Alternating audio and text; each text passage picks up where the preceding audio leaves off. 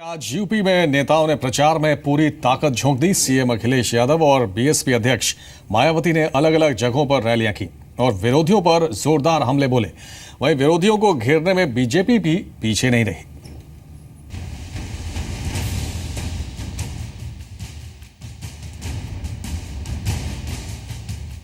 UP में चुनाव प्रचार अब पूरे चरम पर है।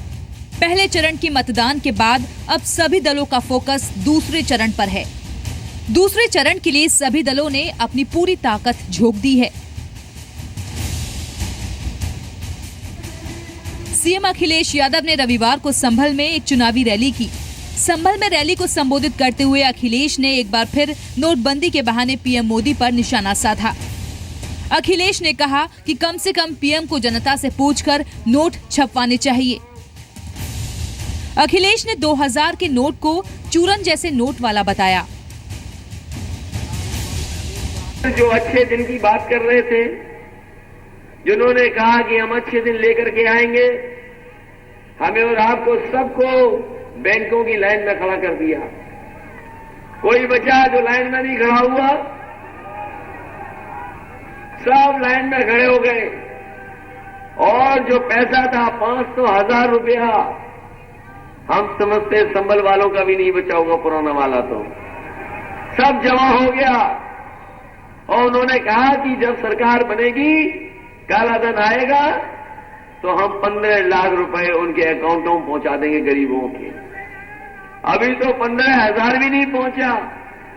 ये समय नहीं है इमोशनल होने का और गुस्सा होने का, क्योंकि उत्तर प्रदेश की जनता आपको समझ गई है। अब उत्तर प्रदेश की जनता ने समझ लिया है और आपने न केवल उत्तर प्रदेश बल्कि देश की जनता को धोखा देने का काम किया था अच्छे दिन के बहाने। इसलिए उनका पतन भी शुरू, बीजेपी को हटाने का काम तो यूपी से ही होगा। 2017 के बाद 2019 में सफाया हो जाएगा, इस बात का भी यही चुनाव है। बीएसपी अध्यक्ष मायावती ने सीतापुर और हरदोई में चुनावी जनसभाओं को संबोधित किया। माया के निशाने पर एसपी और बीजेपी रही। मायावती ने जहां कानून व्यवस्था को लेकर अखिलेश सरकार को घेरा, तो बीजेपी की नीतियों को जन विरोधी करार दिया। प्रदेश की वर्तमान सपा सरकार में यहाँ शुरू से ही अराजक, आपराधिक, सांप्रदायिक, भ्रष्ट व जंगल राज आदि ही व्याप्त रहा है। जमीनों पर जबरन अवैध कब्जे तथा सांप्रदायिक दंगे व तनाव आदि की घटनाएं काफी ज्यादा चरम सीमा पर ही होती रही हैं। प्रधानमंत्री श्री नरेंद्र मोदी ने नोटबंदी के लिए गए अपने इस फैसले से पहले ही 10 महीनों के अंदर अपनी पार्टी का वे अपने वरिष्ठ नेताओं का तथा अपने चहेते बड़े बड़े पूंजीपतियों व धन्ना सेठों का भी काला धन पूरे तौर से ठिकाने लगवा दिया था। इस बीच बीजेपी ने एक बार फिर राम मंदिर का मुद्दा उठाया है। यूपी बीजेपी के अध्यक्ष केशव प्रसाद मौर्य ने कहा कि अगर यूपी में उनकी सरकार बनी तो संवैधानिक सीमा में रहकर मंदिर निर्माण का रास्ता निकाला जाएगा। उधर केंद्रीय मंत्री और बीजेपी नेता कलराज मिश्र ने कानून व्यवस्था को लेकर अखिलेश सरकार पर हमला बोला।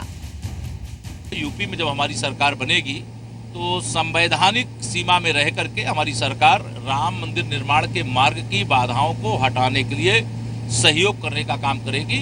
और एक राम भक्त के नाते मैं भी और कोटि कोटि राम भक्त चाहते हैं रामलला का भव्य मंदिर जल्द से जल्द बने, सर्वोच्च न्यायालय का फैसला जल्द आवे या समझौता हो जाए।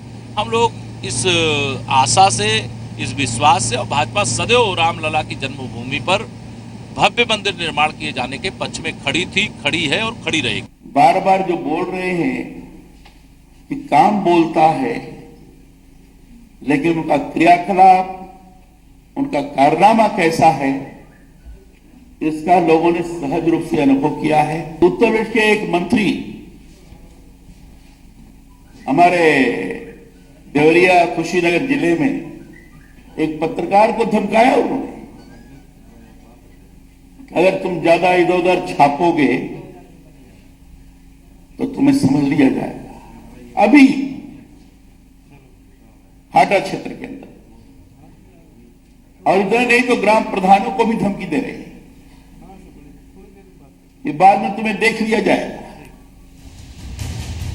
यूपी में दूसरे चरण के लिए 15 फरवरी को वोट डाले जाएंगे, लेकिन प्रचार थमने से पहले सभी सियासी दल अपना पूरा दम लगा रहे हैं।